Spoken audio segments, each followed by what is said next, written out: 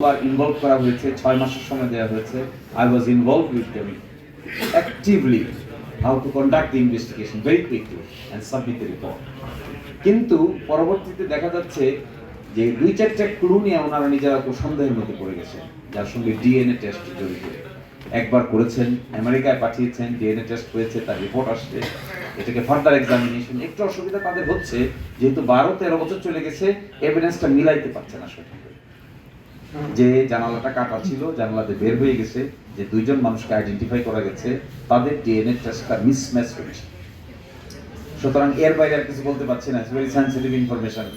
কিন্তু আমি খুব লাস্টে যখন আবার 3 মাসের সময় দিয়েছে হাইকোর্ট, তখন আমি খুব সাংঘাতিক রিয়াকশন শো করেছিলাম কোর্টে, যে that should not be the attitude of the government.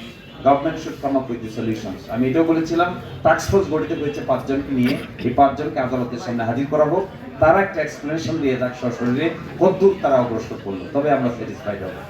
কিন্তু সরকার এটাকে 3 মাসের সময় বাড়িয়ে দিয়েছে। সো আপনার মতো আমিও খুব ক্ষুব্ধ। Let me talk to them again and again. এবং আমি আপনাদের মতো সত্যিকার অর্থেই ইট ব্লিডস মাই হার্ট যে কেন বিচার হবে না, কেন বিচার হবে।